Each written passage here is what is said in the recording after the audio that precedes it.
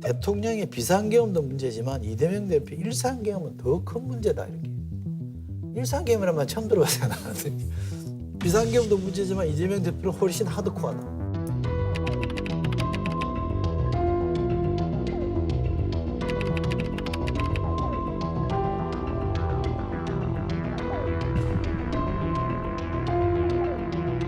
대권 행보인 듯 아닌 듯 잠룡들의 대권 행보 본격화인데요.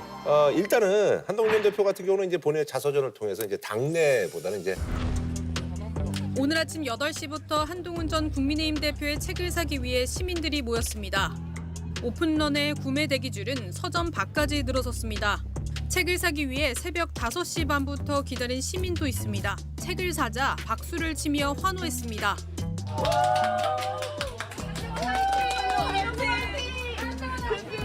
당내보다는 이제 어차피 이재명 대표하고 이제 각을 세워야지 또 본인이 또 존재감이 드러나니까 그래서 이재명 대표가 집권하면 자신의 유죄 판결을 덮으려고 계엄을 할 수도 있다라고 해서 센 얘기를 했어요. 그래서 이재명 대표는 여기에 대해서 개 눈에는 뭐만 보인다라고 했더니 그래도 또 이제 여기에 또 한 대표가 저는 이제 국민을 지키는 개가 되겠습니다 해가지고 그래서 뭐 나름 제가 뭐 이 사자성어 쓰는 거 별로 안 좋아하는데 그런 거 이제 개가 자꾸 나오니까 그런 걸 이제 이전 투구라고. 네네 이전 투구라고 많이 얘기하죠. 예.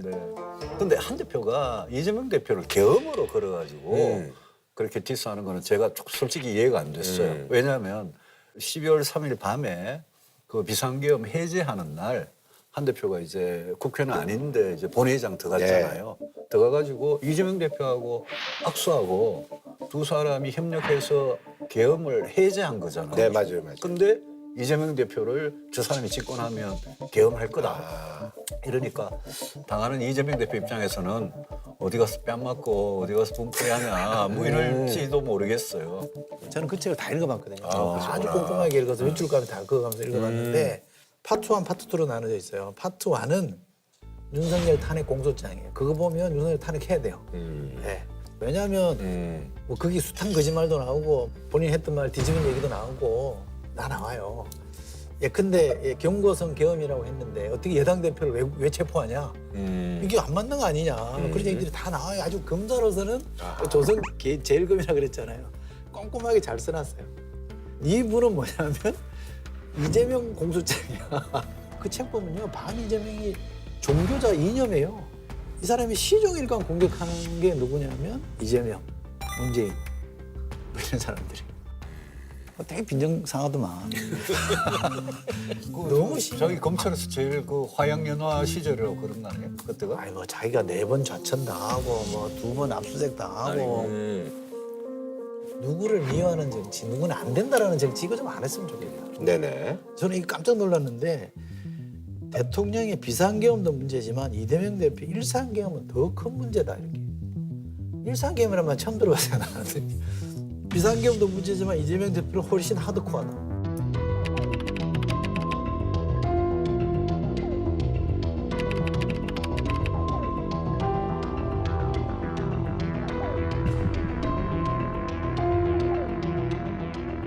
본인이 탄핵에 동의하면서도 그것이 결국 이재명 대통령 만드는 거 아니냐라는 부담 때문에 이재명 대표를 공격하는 건 이해하겠는데 일상계엄, 비상계엄을 하면서 이거를 동률에 놓고 동급으로 놓는 거는 앞뒤가 안 맞는 얘기잖아요. 이렇게 무리하게 하는지 난 이해를 못하겠어요.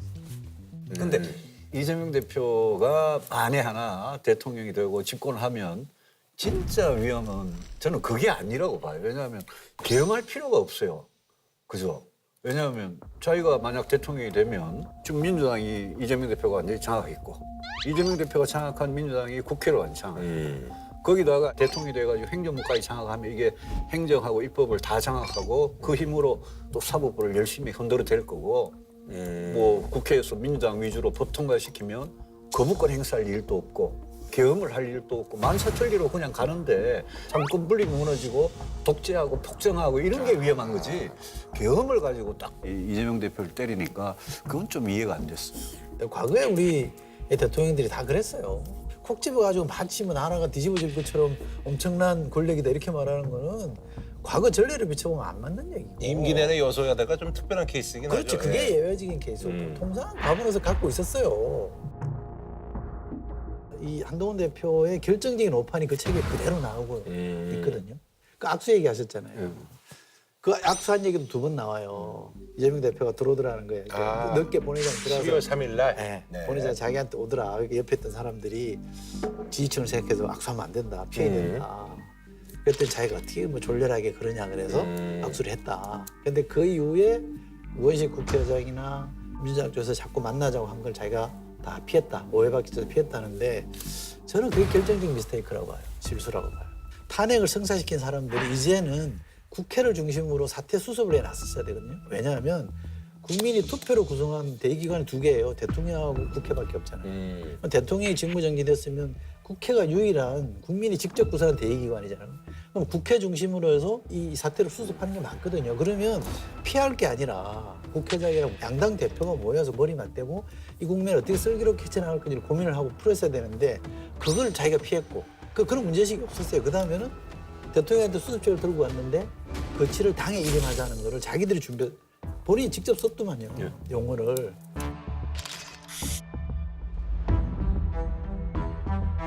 당에 일임한 건 진짜 그건 바보짓이거든요. 당은 그냥 임의기관이에요. 국민이 구성한 기관이 아니잖아요.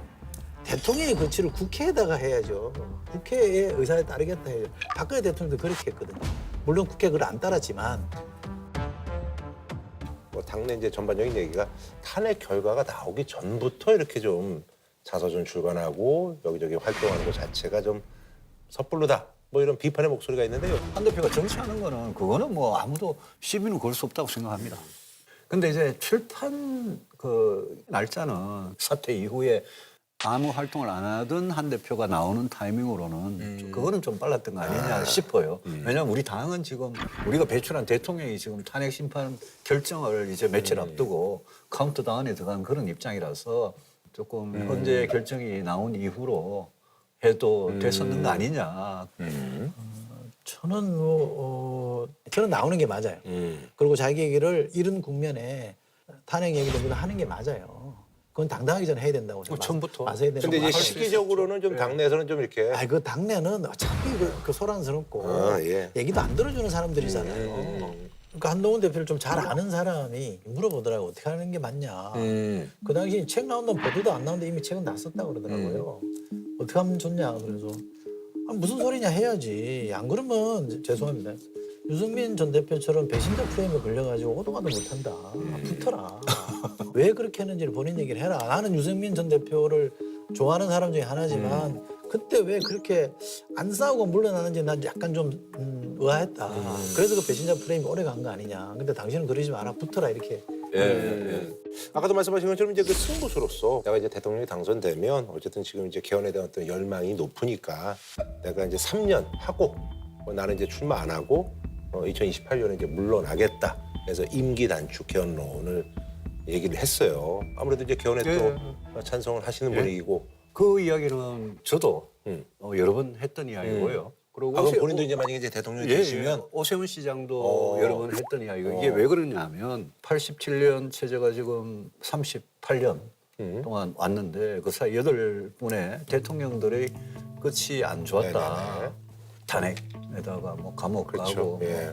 여러 명이 그리고 뭐 비극적 선택도 해서 그래서 불행한 우리 헌정의 역사 이것 때문에 87년 체제 이걸 고치자라는 거는 뭐 저뿐만이 아니라 민주당에서도 그런 주장하시는 분들이 많아요. 그래서 한동훈 대표도 이제 똑같은 이야기를 하시는 거고요. 그게 이제 3년을 왜 그럼 3년이냐. 이게 네. 2025년부터 2028년 가면 지금 국회 끝나거든요. 네, 맞아요. 그래서 만약 조기 대선이 있으면 개헌해가지고 작년에 이제 선거 총선하고 있었으니까. 다음 대선, 그 다음 대선이죠. 그거하고 일치시키자. 근데 여기에 지금 제일 강하게 반대하고 계시는 분이 이재명 대표거든요. 근데 이재명 대표는 개헌에 대해서 지금은 반대를 하는데 언젠가는 헌법 문제에 대해서 분명히 자기 생각을 밝혀야 되거든요. 반대예요, 유보예요? 유보죠. 유보? 정확하게 말하면 제가 알기로는 유보죠. 그렇죠. 왜냐하면 지난 대선에서는 하겠다 하겠다 그랬습니다. 그랬죠. 예. 그러니까 지금은 이제 탄핵을 마무리하는데 내란을 극복하는 데 집중할 때다라는 거 저는 그 판단은 맞다고 봐요. 왜냐하면 대통령이 헌법을 안 지켜서 생긴 문제를 헌법을 지키게 만드는 게 중요하지 헌법을 바꾸자는 문제를 바로 넘어가면 안 되거든요. 그래서 저는 이재명 대표도 요 국민이 수습되고 선국민 들어가면 공약은 난 나올 거라고 보고 그건 안 할 수 없을 상황일 거예요. 혼자만 안 하겠다 이럴 수는 없잖아요. 근데 이제 이재명 대표 입장에서 뭐 내가 지금 대통령에 제일 가까이 가 있는 사람인데 나보고 지금 3년만 하란 말이냐, 어?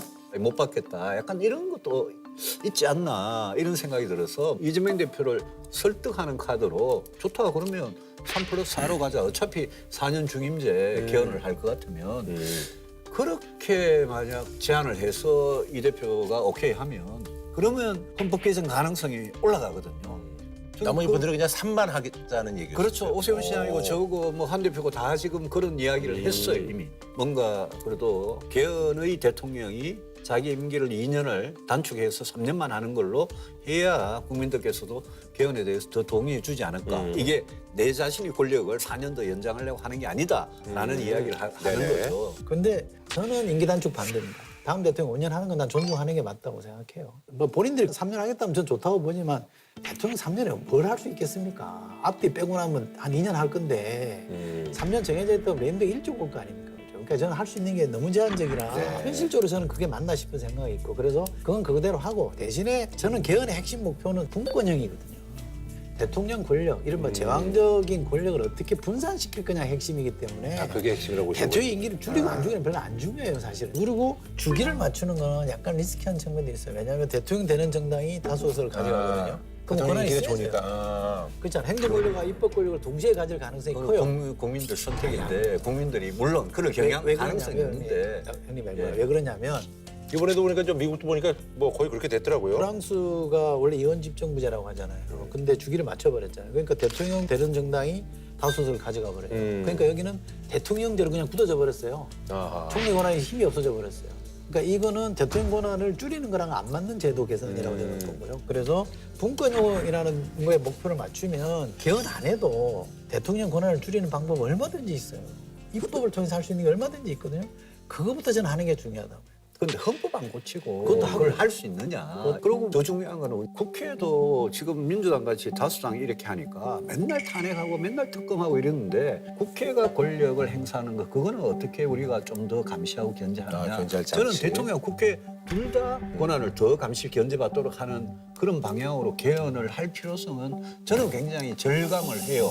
그래서 이런 정치개혁 이슈에 대해서 지금 입 딱 다물고 제일 아무 말도 안 하고 빨리 결정해라, 빨리 대선하자 이렇게 생각하는 사람이 이재명 대표이기 때문에 이제 하는 거죠. 그런 정당한 비판이라고 뭐 생각해요. 그럴 수 있죠. 근데 저는 때가 되면 얘기를 할 거라고 보고 또 하나는 개헌에 조심스러운 거는 왜냐하면 위기에 몰린 사람들이 자꾸 개헌 꺼내죠. 박근혜 대통령도 제가 본회의장에 앉아 있을 때 10월 며칠이었습니까 그때가 국회 와서 개헌하겠다라고 10월 24일. 밝혔잖아요. 예. 24일이죠. 태블릿 PC 때문에 그날 저녁으로 그냥 끝나버렸잖아요. 지금도 윤석열 대통령도 최후 변론에서 임기 단축 개헌하겠다 이런 얘기예요. 그러니까 이게 순수성이 떨어지는 얘기예요. 그 말 맞아요. 그러니까 이걸 좀 정리하고 가는 게 좋습니다. 뭐 이번에야말로 진짜 저희 국민들이 한번 좀 지켜보는 걸로 하고. 예. 이번에 꼭 해야 돼요. 예, 우리 저 홍준표 대구시장이 이제 또 한동훈 전 대표에 대해서 이제 얘기를 많이 하잖아요. 이제 서로 좀 이렇게 또 디스전들을 좀 많이 하시더라고요. 그래서 이제 한동훈이라는 사람은 또 인형을 만들었더라고요. 그래서 윤 대통령이 만들어준 인형이다. 그래서 이제 들어오면 나한테 죽는다. 그래서 워낙 또 뭐 말씀하시는 게 좀 이렇게 직설적이시기도 하고 그런데 그래서 이 얘기를 그런 거예요. 직설적이라고 그러네. 뭐 아니 뭐 요즘 이제 뭐 그건 막말이죠. 어떻게 생각하세요? 홍 시장이 뭐 윤석열 대통령한테 이렇게 막 90도 폴더 인사하는 거 말고 홍 시장이 누구 좋게 이야기하는 건 본 적이 없어가지고 그러니까 뭐 한 대표도 뭐 그 중에 안 하고 너 들어오면 내한 죽는다는 표현은 좀 아니죠. 뭐 어떻게 죽이는지 모르겠는데 홍 기자님 입장에서는 좀 억울하죠. 왜냐하면 윤 대통령 편을 열심히 들어줬잖아요. 그렇잖아요. 근데 당의 비대위원장은 한동훈한테 맡겨버렸잖아요. 그리고 당대표도 돼버렸잖아요. 그분은 대구 시장하고 있잖아. 아니 근데 어쨌든 그리고 이제 총리 후보 중에 하나였다면서요. 근데 자기가 그렇게 열심히 보위해주고 챙겼는데 공은 딴 데로 나가버리고 지금은 또 여당의 지지층을 놓고 본인의 지지율을 김문수 장관이 뺏어가 버리니까 좀 황당하긴 한데 근데 김문수 지사한테는 그렇게 안 하더만요. 유독 한동훈한테만 그렇게 하고 인형이라면 인형이 어떻게 주인을 탄핵한 데 나서요. 휴먼도 못 다니고. 근데 그런 표현 많이 하죠. 한동훈 대표에 대해서 이제 저는 뭐 황태자라는 표현을 썼는데 왜냐하면 검찰에 계속 같이 있었고 건물 같이 했고 그리고 이제 법무부 장관을 맞아요. 시켰고 당의 비대위원장을 시켰고 그때까지는 어떻게 보면 윤석열 대통령이 키운 사람이고 당의 뭐 2인자 비슷하게 황태자 비슷하게 키운 네네네. 사람이니까 그걸 홍 시장은 또 인형이라 그러네요. 근데 하여튼 인형하니까 확 튀긴 튀더라고. 표현력은 다양해요. 네. 어쨌든 아까도 얘기했습니다만 또 김문수 장관은 또 어떻게 보면 이제 지지하는 분들도 갖고 그래서 사실 이분이야말로 진정한 라이벌이라고 생각할 수도 있는데 근데 이제 대구에 방문했을 때 홍준표 시장하고 이렇게 손을 잡은 모습이 이제 여러 번 포착이 돼서 그런 계산은 아닐까요? 홍준표 시장님은 조금 이제 최근의 상황이 좀 당혹스러울 거예요. 자꾸 주변을 그렇겠죠. 밀려나는 네. 느낌이잖아요. 아까 그 말씀하신 거 들어보니까 그러네요. 그렇죠. 예. 그러니까 아마 홍 시장 입장에서는 김문수 장관은 끝까지 못 간다. 왜냐면 확장력이 한계가 있기 때문에 그러면 여기랑은 잘 지내야 이게 자기한테 온다. 그 지가. 나중에 뭐 나를 좀 밀어달라는 그렇지. 그 지지하던 사람 어차피 내 거였으니까. 그러니까 여기는 잘 지내서 내가 먹어야 될 사람인 거고 한동훈이나 유승민 이런 사람은 경쟁자고 실제로 붙어야 될 경쟁자니까 그건 좋은 소리 안 나가는 거고 제가 주목하는 건 이제 개신교 주류 쪽 이른바 개신교의 보수 교단 쪽에서 어떻게 보느냐의 문제인데 근데 그쪽은 누굴 오세훈 시장을 그러니까 그 주류들은 이제 김문수 장관이나 홍준표 시장보다는 오세훈이나 좀 확장력 있는 사람들로 좀 가보려고 하는 것 같아요. 그 저기 개신교 쪽에서는 또 유승민 뭐 전 의원님은 전혀 뭐 이렇게 아니 근데 지금 이제 확장력이라고 놓고 보면 그 바운더리는 들어가 있겠죠. 근데 네네. 이제 과거에 이제 뭐 박근혜 대통령 탄핵 때문에 아마 이제 그 사람들은 조금 주자는 면이 있긴 있을 텐데 그래 놓고 보면 오세훈이 가장 유력해 보였는데 제가 볼 때는 근데 명리스크가 명태균 때문에 이거 이렇게 가도 되나? 명리스크가 그러니까 연명이잖아요 거기가. 이제 뭐 본인은 뭐 이제 뭐 그렇게 그러는데 어쨌든 뭐 언론에서 이제 드러나기로는 뭐 저분이 뭐가 있나 이런 생각이 좀 들죠. 그러니까 좀 끄림칙하게 보는 것 같고 그리고 이런 거는 이제 한번 덫에 한번 걸리면 헤어나기 어려워요. 계속 몰고 나오거든요. 아니 그래서 여기서 이제 검찰이 그동안 이제 오세훈 시장이 난 뭐 깨끗하다 그래서 이제 제발 좀 검찰 조사를 좀 해달라 이렇게 얘기를 했는데 그 이제 오세훈 시장이 어떤 그 오랜 후원자라고 그래서 이제 여론조사 비용 이제 대납했다는 의혹을 받고 있는 김한정 씨 자택을 이제 압수수색했거든요. 여기에 대해서 오세훈 시장이 고맙다. 차라리 압수수색을 하는 게 고맙게 생각한다라고 얘기를 했는데 이 워딩의 어떤 그 행간의 의미는 뭐예요? 말씀하신 대로 정말 고맙다. 나는 진짜 무관하니까 내일 결백을 빨리 밝혀달라. 뭐 이런 뜻으로 들리죠. 근데 저는 오 시장이 진짜 억울하면 그런 말을 할 수 있다고 생각해요. 그리고 지금 오 시장, 홍준표 시장, 그다음에 이준석 의원 이 명태균 리스트에 거론되는 사람들이 다 자기는 불법을 저지른 적 없다라고 주장을 하잖아요. 근데 이제 그 여론조사 비용이라는 게 갖는 사람들이 다 또 관계는 있는 사람들이란 말이에요. 그래서 저는 이거는 민주당이 특검을 주장하는데 대선 앞두고 특검을 하면 사실 좀 골치는 아파요. 우리 국민의 입장에서. 근데 그 대신에 서울중앙지검까지 이렇게 갖고 온 사건이잖아요. 네. 그래서 중앙지검이 최소한 만약 조기 대선이 있다면 홍준표 시장, 오세훈 시장, 이준석 의원 이 세 사람이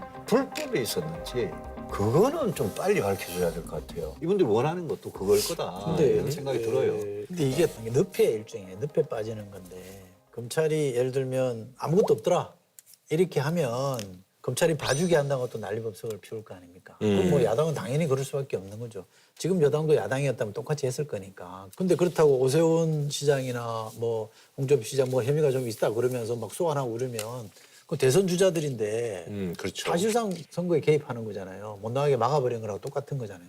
그것도 부담스러울 테고 사실은 이러지도 못하고 저러지도 못할 상황에 저는 빠져 있다고 봐요. 그래서 이거는 검찰에 맡길 게 아니라 그래서 시간이 걸리더라도 특검으로 가는 게 맞다. 특검하면요. 지금 특검 통과시키면 최대한 시간 끌어서 통과시키면 준비하는데 한 달.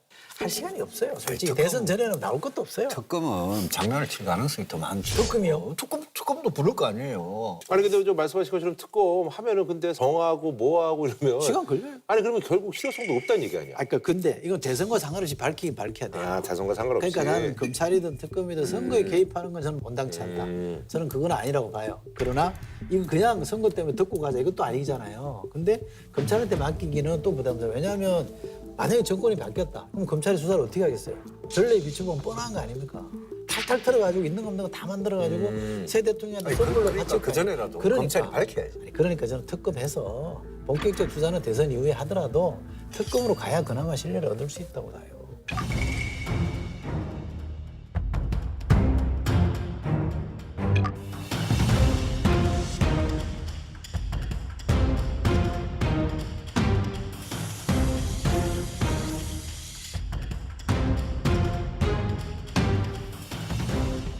자, 그리고 이제 그 이재명 대표 얘기를 좀 해봐야 될 것 같은데 이제 최근에 이제 그 비명 그 유력 인사들 차례로 만나서 그 민주당 사정이 이재명 대표 이외에는 완전히 지지도가 낮고 지금 뭐가 안 보이니까 이재명 대표가 굉장히 좀 여유 잡고 하는 것 같아요. 그래서 김부겸, 임종석, 뭐 김경수, 뭐 김동연 이런 분들, 박용진 그 사람들이 다 옛날에 불과 작년만 하더라도 이재명 대표가 그냥 사약을 내리고 정치적으로 뭐 공천을 끊고 뭐 이러던 사람들인데 이런 분들 다 밥 먹고 들어주고 이러면서 굉장히 이렇게 통합의 리더 같은 그런 이미지를 이제 주는 거죠. 그런 거 플러스 최근에 이재명 대표가 우클릭하면서 중도 보수다 이랬잖아요. 그런 데 대한 동의를 얻어내는 효과가 상당히 있었던 것 같아요, 이번에. 아, 이분들을 만남으로써. 예, 왜냐하면 만나기 전에는 다들 민주당의 정체성을 왜 당신 혼자 바꾸냐 이러면서 반발들 했잖아요. 근데 만나고 난 다음부터는 전부 다 또 좀 얌전하게 이야기하시대.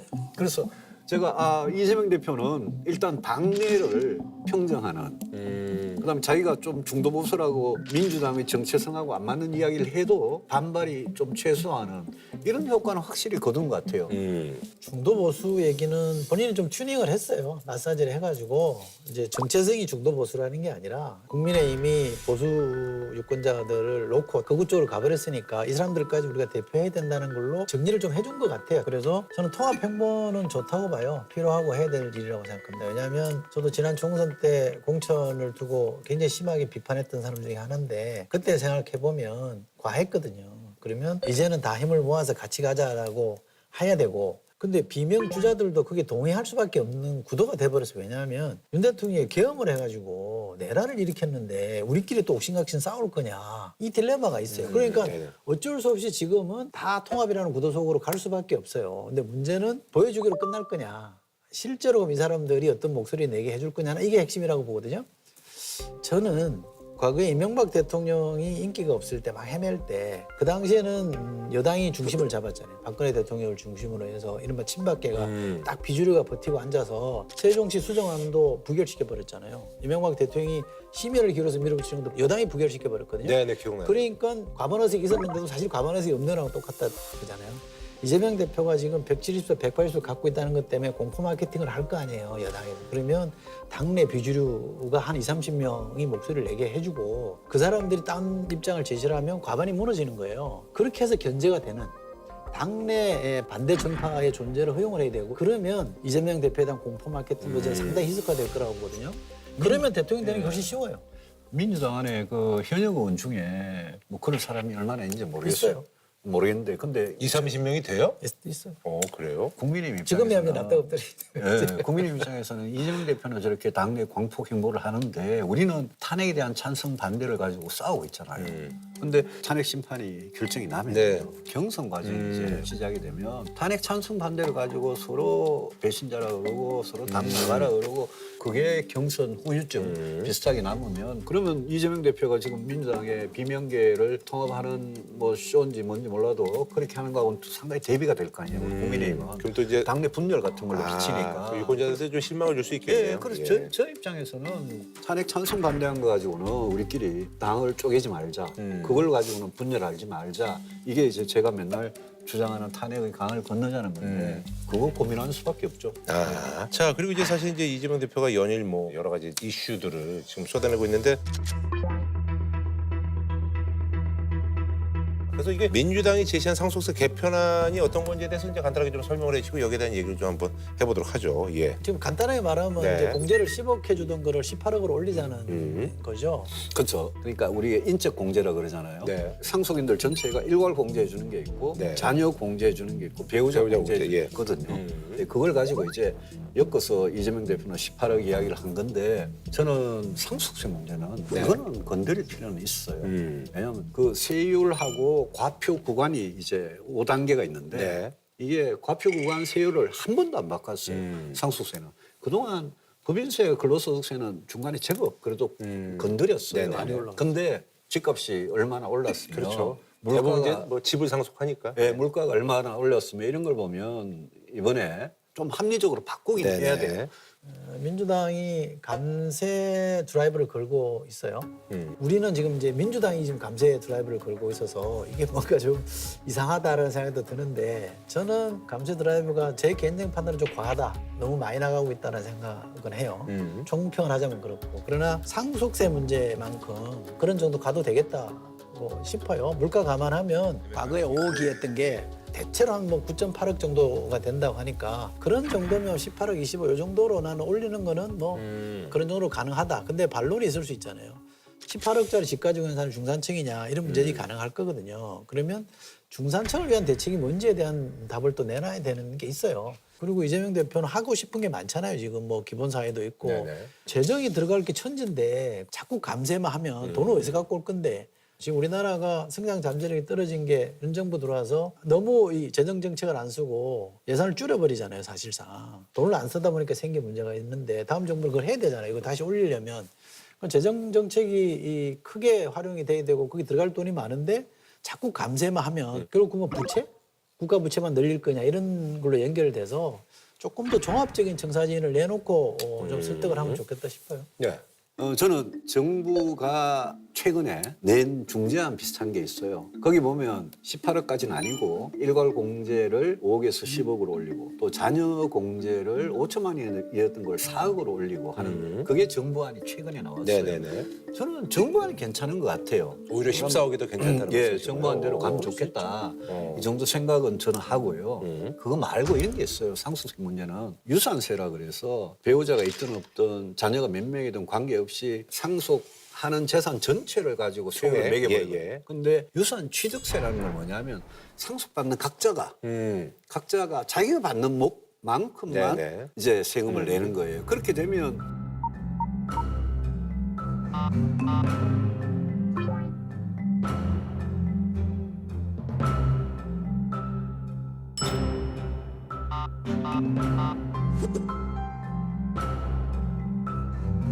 그러니까 유산세가 유산취득세로 가면 그러면 지금 있는 세율 과표 구간 그대로 놔두더라도 상속세가 확 줄어요. 개인이 왜냐하면 가져야 개인이 돼. 그러니까 예, 예. 전체로 안 하고 예, 예. 개인으로 나눠서 하니까 물론 그 상속 받는 사람이 한 사람이면 똑같아요. 네네네. 그런데 그 유산취득세를 정부가 되게 하고 싶어 하거든요. 그래서 민주당이 유산취득세로 바꾸는 거를 찬성해 주면 그거야말로 일부 중산층의 이제 세부담을 상당히 줄일 수 있다 이런 생각이 들고 그리고 이재명 대표는 선거를 의식해서 그런지 인적 공제만 쫙쫙 늘려주는 이것만 이야기하는데 기업들이 네. 중소기업, 중견기업들이 가업 승계할 때 상속세 혜택을 지금보다 훨씬 더 좀 유연하게 했으면 좋겠어요.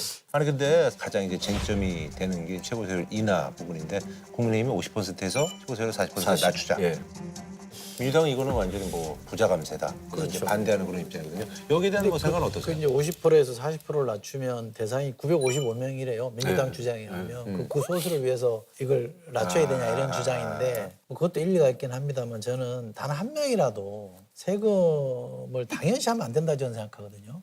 열심히 번 사람한테 세금을 거둘 때 그 사회는 충분히 그 사람한테 보상도 하고 뭔가 인정을 해주는 사회적 인정이라는 게 필요한데 마치 부자가 죄인 것처럼 네 돈 많이 버니까 뺏어야 된다 이런 식으로 접근하는 건 안 맞다고 저는 생각해요. 그리고 또 하나는 여론조사를 해보니까 이 낮추는 거에 대해서는 한 70%가 동일해요. 네네. 그러니까 민주당 지지층이나 뭐 진보 지지층이나 다들 동의하는 비율이 높은 건 사실이에요. 그러면 955명이라도 제도가 불이합리하면 고칠 수 있는 거죠. 다만 얼마 어떻게 할 건지는 저는 좀 실태조사 같은 걸 좀 해보고 좀 하면 좋겠다. 그러니까 너무 서두르지 않고 선거 공약화시켜서 막 밀어붙이지 않으면 좋겠어요. 최고세율이 우리는 50%고요. 네. 기업 가끔 최대 주주의 경우에는 할증이 붙잖아요. 할증을 해가지고 네. 60%예요. 네네네. 근데 이 세율은 전 세계적으로만 굉장히 높고 일본 다음으로 두 번째로 높은데요. OECD 평균보다 우리가 훨씬 높아요. 네. OECD 국가 중에는 상속세 아예 없는 나라도 있어요.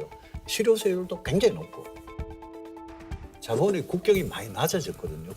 돈을 해외로 이렇게 돌리기가 쉽거든요. 그렇기 때문에 이재명 대표나 민주당도 초부자 감세다. 대기업이나 재벌들을 위한 거다. 이렇게 이야기를 하지 말고 우리 기업들이 상속 과정에서 한 1대, 2대, 3대 1에 가면 기업을 더 이상 경영권을 유지를 못 한다거나 아까 가업승계 이야기하듯이 이런 것까지 좀 같이 걱정을 해서 좀 민주당이 좀 전향적으로 봐줬으면 좋겠어요.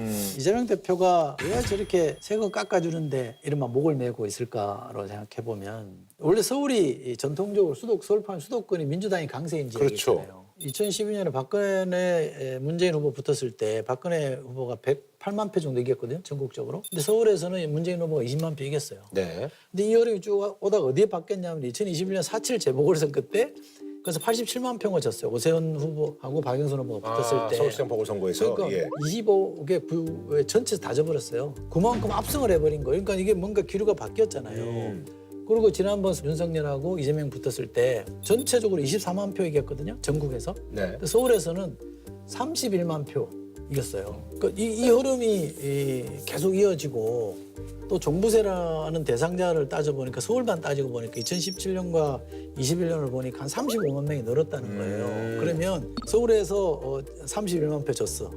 근데 종부세 대상자가 35만 명이 늘었어. 이렇게 계산해보면 문재인 정부 때 부동산 가격이 많이 폭등을 하고 관련해서 세금도 많이 올라가서 내가 24만 표 진 거다.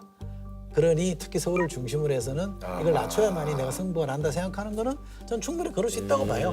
그러니까 왜냐하면 세금이라는 게 잘 아시겠지만 78년도에 10대 총선이 있었잖아요. 그때 여당이 졌어요. 공화당이 1.1%포인트로 졌어요. 왜? 부가세 도입 때문에 졌다고 나거든요.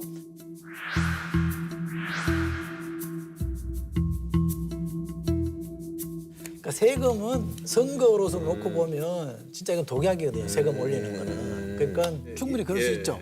그런데 지난 대선에 24만 표 차이로 진 게 이 세금 때문에 우리를 원래 찍기로 했다가 돌아선 사람이냐 아니면 뭔가 본인과 관련된 뭔가 문제가 있어서 안 찍은 거냐. 만약에 후자라고 놓고 보면 감세가 효과 없을 수 있거든요. 그렇죠. 그러니까 진단이 잘못된 것일 수도 있잖아요. 그러니까 부동산 가격 폭등과 세금 때문에 상당히 곤란을 겪었다는 걸 감안해 보면 그럴 수도 있겠다 싶은데 저는 자신은 못하겠어요. 이게 꼭 효과가 있을지는. 그 우리 국민들께서 좀 아셔야 될 거는 서울에 아파트 값이 워낙 비싸잖아요. 특히 뭐 강남 서초, 엄청 송파 비싸죠. 이런 네. 벨트 굉장히 비싼데 우리나라 전체로 보면 우리나라 가구당 평균 자산이 5억 4천만 원 정도밖에 안 돼요. 평균이. 네. 그리고 거기다 빚 한 뭐 1억 가까운 빼면 순자산 한 4억 5천 뭐 이 정도밖에 안 되고요. 그러니까 이재명 대표가 지금 상속세 가지고 18억 공개라고 하는 18이라는 그 숫자는 이 국민들의 어떤 평균적인 재산 규모로 볼 때는 이거는 엄청난 거예요. 그래서 당연히 이거는 나오는 거잖아요. 이거는 이수정님 말씀대로 딱 그냥 서울 일부 아파트값 비싼 데를 겨냥한 표를 의식한 정책이거든요. 이재명 대표의 이런 감세 움직임. 민주당이 이제까지 이렇게 감세를 추진한 적이 없거든요. 이런 감세 움직임에 국민의힘이 굉장히 좀 현명하게 대응을 하지 않으면 이거는 진짜 안방 다 내주게 생겼다. 그런 걱정이 저는 들어요. 아니 그래서 사실 이제 그 권성동 원내대표가 이제 토론하자. 이제 뭐 처음에 1대1 얘기했다가 3대3까지 가서 이게 지금 하자는 거냐 뭐 이러면서 갑론을박이 있으니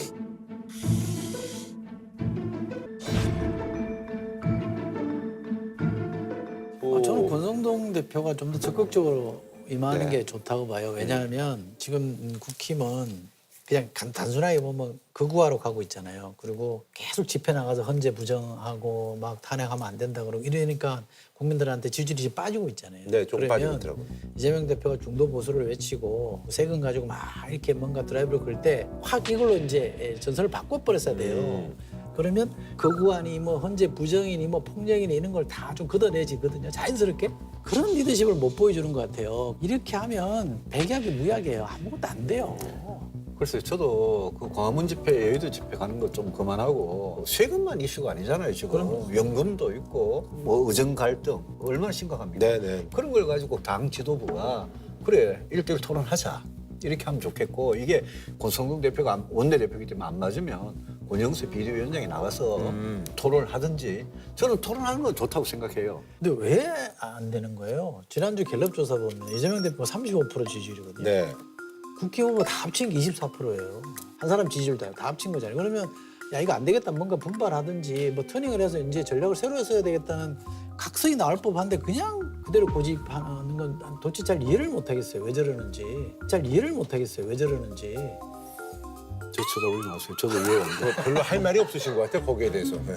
답답하신 거죠. 근데 뭐 어쨌든 탄핵 뭐 인용이 될지 뭐 네. 어떻게 될지가 이제 나오니까 네. 그때까지는 뭐 이 분위기가 확 바뀔 수는 없잖아요, 그죠? 근데 그때 돼서 딱 요시 땅 바꾸시다 이렇게 돼?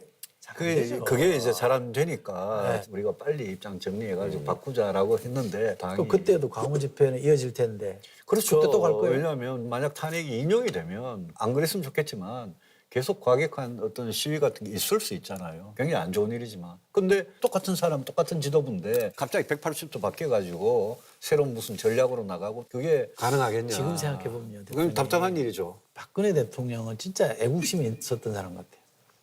이렇게 안 했잖아요. 안 했죠. 기각될 거라고 믿고 있었다고 치더라도 현재가 딱 파면하고 나서도 군소리 안 하고 예. 수사받고 공론 분열 안 시켰잖아요. 예. 지금 이 윤 대통령은 그렇게 안 하잖아요. 나라를 완전히 난장판을 만들고 있잖아요. 그 사람하고 손절해야지 선거를 치르죠. 손주를 그렇게 자꾸 갈등을 부추기는 이야기를 하지 마시라고. 탄핵에 찬성을 했든 반대를 했든 우리는 당이 안 쪼개고 가는 게 제일 급선무예요. 아니 윤학으로 손절해야죠. 탈윤해야죠. 아니 그거는 이제 결정이 나면 그때 가서 뭔가 지금 또 해야죠. 근데 아니 진작 하자고 그랬어요. 진작 하자고 그랬는데 안 되니까 어떡합니까? 자꾸 왜 유승민 총리님한테 난 대표님이 잘 되기를 바라니까. 알겠습니다. 어쨌든 뭐 그런 말씀 감사드립니다.